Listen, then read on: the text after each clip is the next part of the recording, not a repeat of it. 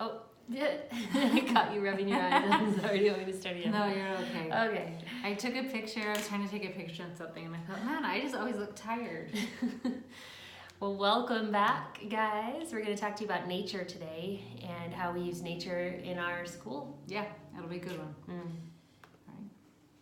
Hey guys, welcome back. We're so excited you're back to listen for another episode. Yes. And thanks for all the kind reviews and comments you guys have been leaving. We seriously appreciate each and every one. Yes, we've had some awesome Instagram shares, the reviews, everything the nice comments said. So it's very grateful, and it helps us to keep going when we feel like we already have a busy schedule. Yeah. It's so nice that this is helping so many people. Yeah, it's been such a great blessing for both of us in our lives. So thank you guys. It's been fun to connect with so many new people through this as well. Absolutely. So today we are talking about nature study, and big huge caveat with this, neither of us does it consistently. So we're just going to put that out there to start so that you cannot feel guilt for not doing it consistently. But I want to just talk about this because I feel like it's a really important thing to do with your children, whether you do it formally or informally. I think it's just really, really needed for kids. There's so many studies about how people are getting less and less time in nature, and the correlation is higher rates of depression and different negative effects that are happening because people are spending less time outdoors. And I've seen that with kindergartners where they're getting less recess, and things like that are happening throughout the country and the world. And so I think it's a very important thing to make time to get your kids outside. Absolutely. We were looking up, and it's just, why do we want to go outside? Why is there something that we're just drawn to? And I know even my husband, sometimes I go, will you just go and hike? Yeah. Like, if I can just feel that exhaustion from him. And when you are out in nature, there's a closeness to God. Definitely. And we loved in Psalm, I almost said it wrong. Psalm. Yeah, I Psalm almost 19. said Psalms. Psalm. In Psalms 19 it says, "The heavens declare the glory of God. The skies proclaim the work of his hands." And you feel it. Yeah, you definitely feel it. I always feel rejuvenated after spending time outside. So, and I know that my kids feel that as well. And I very often throughout the day let them just take little outside breaks. And this isn't a formal nature study by any means, but it's really important for them to just have, 10 minutes to just get outside, to run free, to be wild, to climb a tree, to touch the grass, whatever it is. There's something about it that just sort of brings them back and helps them focus again and calms them. Even though they're running wild out there, when they come back in, it brings them back to focus again. And it's been such a good thing for my kids. And I'm glad that I've recognized their need for that, because it helps our day in so many ways. Yes, I know when I first started nature study, so nature study is a huge part of Charlotte Mason's style. It's probably the biggest part, wouldn't you say? Like every afternoon is spent outside. And like you try different things, and you guys have probably seen that we've recommended something and you're like, me, I like it-ish, but I had to kind of morph it into my style. So when I first started nature study, and I'd get outside and I'd try to do this fun lesson, and my kids didn't want to sit there for a Seriously. lesson. I tried to do, when I first started, the Handbook of Nature Study. Yes. If you guys have used that before. It's a really cool book. It's huge. It's massive. Black one, right? It's black. It's like very orange. old-fashioned, and it's very formal. And I was trying to do this with my kindergartner, our first year of homeschooling, and he hated it. He hated it. And I just kept pushing and pushing and pushing, and finally we just quit because it was kind of a miserable thing. And same sort of thing. He didn't want a lesson. He just wanted to be outside. Just wants to be in nature. Yeah, and that's something I've learned a lot. And so our nature study, and I know Meg's is probably really similar, is just very informal. We like to hike. I know she likes to hike a lot with her family. We have a really big backyard, big yard in general. It's almost an acre, and so we have a lot of space to run and play in bushes and trees and collect things, and we're right on the edge of a mountain, so we can venture up whenever we want. And so ours is really a lot more informal and really just more being in nature, observing, playing, and just experiencing it. Yeah, absolutely. And I definitely go through seasons. Before I had Master George, I was really, really consistent to go hiking every week with my babies. And it was really fun because my Brigham, who used to be the youngest, is wild, right? And so he could keep up with everybody. So I could go on big hikes and do awesome stuff, and we were just having a good time. And then when I got pregnant, it was really hard. And I tried hiking with him when I could still wear him. And as soon as he was walking, I really haven't taken him hiking very much since, because he wants to be carried, but he's heavy. He's big. Yeah. And my big kids can't always go with us anymore, so that means I have to lug him. And so I haven't taken him as much, but when I was doing it really consistently, my children loved it. Yeah, and mine do as well too. And same with me. We go through times and seasons where we do it more often and less often. It's easier for us now because I don't have babies, but there were many times where I had my big old backpack carrier on and I was climbing the mountain and doing it to the best of my ability. But it's hard, and it's hard when they want to be walking and they can't keep up and they fall every other step. So there's a lot of difficult times with hiking, and so you keep it simpler and keep it easier when they're younger. Absolutely. And just be outside and let them look at the tree in the winter, and then let them look at the tree in the spring and the summer, and you observe things through different seasons, or just touching worms, or just whatever it is that excites them or gets them interested in being out there. It was interesting though, before I had the baby, I loved to see how fast we could hike. And so it was almost this fun competition where we would go up and then we'd see who could run the fastest back, right? So it changed the dynamic when I had the baby strapped to me. And so it was kind of fun. On one of the hikes we did, I had the 4 youngest, and we were on our hike and we saw big spiders. And we saw a caterpillar, and we saw things, and I realized there is a beauty to slowing down, which is so hard for me because I love to go as fast as I can. So a lot of my kids, that's how they hike. And just we're not that way. I'm fast, but my kids have never been super fast. But my oldest is very, very into nature, and so hiking for him has always been about the observing. Hiking a and lot. He would spot hawks in the air, and he would spot all these things that I wouldn't notice. So he was always really good at catching things like that.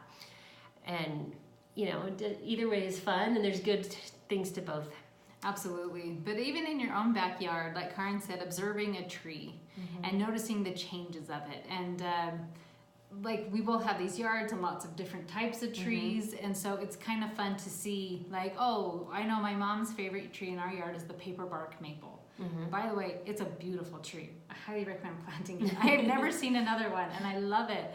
But it's always this bright yellowish color all year long. So you have all this greenery and this beautiful yellow tree. And so it's so fun that tree kind of always stays the same. It loses its leaves, but it's yellow throughout the year. So just fun observations like that. And it's paperbark maple, right? Yeah. So its bark is really papery, and it's just this beautiful contrast to feel the tree and be one with the tree and not making a lesson out of it. Right, definitely. And we have a variety of evergreens, just of several kinds, and so we have tons of different kinds of pine cones and different pine boughs that you can find. So we've done winter nature studies where we've gone out and just collected all the different types of pine cones and pine branches to compare them, and that was really fun for all of us because I had never done that and seen them up close next to each other, and it was cool to just see the differences. And I had no idea there were so many different shapes and styles of pine cones just even in my own yard.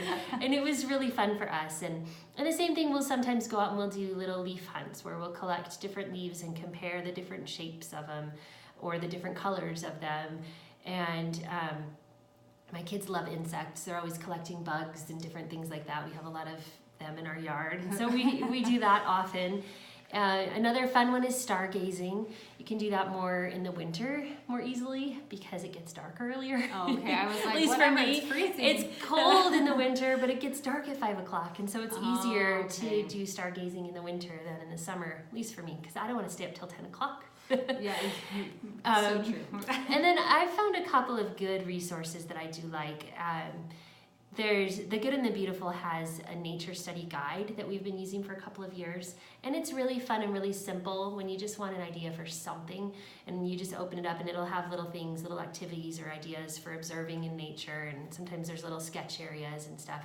And my kids have liked doing those, and the older ones will do it on their own sometimes when they just want to be outside. And then another one I love that's similar, it's called Exploring Nature with Children. It was, I can put the link in the show notes, but it was something I found online that I bought and printed. But it has just different theme ideas for a lesson and then recommended books that relate to it, which is fun to do. So if you want to tie in some books and stories to go along with what you're learning about outside. And they're simple, kind of open and go things that you can just pop open and be like, oh, today we're learning about this. Let's just go explore. and it's easy, which is my style. Yeah. And so I like that a lot. I think it's fun to read. And now I can't think of the name of the book, so I'll have to find it for the show notes. But they're the most beautiful, like A Butterfly is Quiet. Oh, yeah. I have several of those. Okay, and they are the most beautiful illustrations. They are. And so just having these books out, and it's been fun because as we've gone out and we go somewhere to, what are they called? A Butterfly Emporium? Is that what it's called? Sure. A butterfly place? The butterfly garden? Yeah, something like that. Then you're kind of in nature, right? Like, 'cause you're enclosed, but you can recognize them, and that's exciting for them. Like, oh, I know what kind of butterfly that is. And so just having fun books lying around the house and not having to do a formal lesson like, hey, we're going to sit down and here's a book about butterflies. And then I'm going to quiz you. Peek in it on their own and read it and learn from it. Yeah. Yes, and then there's so much excitement because they went and read about it and studied about it, and then they recognize it. And so you can do the same thing with trees, with plants, with animals, with flowers, you know. Yeah, and we've done a couple of cool experiments with nature where we've tested the water at the pond near us to see the pH levels, and you can do that with soil as well. And it's kind of fun to just like compare soils or sand in different areas. And we've done like leaf experiments. There's this leaf transpiration one that's really fun where you can see, like, you put a bag around a leaf and you see how much water collects in it. And just really neat things like that you can do that are nature related and just kind of get kids thinking in a different way too. Yeah, we did try nature journaling where you draw pictures, and it spoke to my girls. Yeah. And they liked it, but my boys did not like it. Same here. Yeah, so we tried some stuff like that, and I think that's the whole theme with homeschooling is you keep trying something until you find, oh, like, this works for our family. Yeah, but I've seen so many pictures of those beautiful nature journals where you're so like, oh my pretty. goodness, you know, these drawings and watercolor paintings, and they're just stunning. And that's just never worked well for us. We've tried, and my girls have done a little here and there, and it's never really stuck for us, and that's okay. I wish it would have, but it just didn't. Same, but it's okay. Don't feel like you're failing at nature study if your kids don't have a beautiful nature journal to go along with it. Even too, like if you live in the city. So we were out of town and we were in the city, and there is not nature like there is nature in our yard, right? And so, but it was funny to see little pops of it where people would have potted plants or try to shove a tree. And it was funny, even my husband was like, oh, these are sycamores, because we have sycamores in our yard. Like, there are a lot of sycamores here. And so you're kind of unconsciously always like, oh, there aren't a lot of trees here. Oh, but there are this kind of trees. And then passing that on for your kids and just getting them excited. Yeah.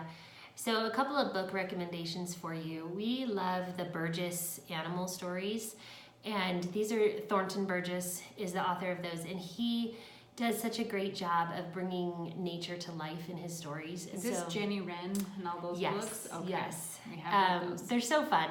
So we've read those a lot. There's the younger ones, and then there's like a more like the Burgess Animal book and the Burgess Seashore book, and the Bird book is the other one that he has. And those ones go a little more in detail and depth, and they're really great if you want to read about it and teach it in a fun way. And then if you are into the nature journaling, I have a really cool book called Law's Guide to Nature, Drawing, and Journaling. And it helps you learn how to sketch and draw different animals and plants. I think this is the one we have too. It's beautiful. It's a great book. It's a really neat one. When I was teaching a nature journaling class at our co-op one year, and I used that as a guide for the kids. And it was really fun for them to be able to learn to sketch different things and get some basics there. So if your kids are really interested in that, that's a good starting point. So there's how we do nature, and it's gonna look different for anybody. Yes, and with a newborn and your weather, like we have a friend in Arizona, so they can do a lot of outdoor nature study in the winter. In the wintertime. In the summertime, they do not go outside. And we're more inside in the winter and outside in the summer around here. Yes, and so, but you can bundle up. I don't do the cold, so I will bundle my kids up and let them go out and play. But I'm not a big. I don't love being out in the freezing cold. So our nature study is mostly spring through fall. Same here. And then just being out in our yard. And so you don't have to overcomplicate things. And if the nature journaling, I wish it spoke to my kids, but it doesn't. And so you just move on. And you find what works for your family and own it and rock it. And rock it. I like that. Definitely. Thank you guys so much for tuning in today. Have a wonderful rest of your day. We'll see you guys. Bye.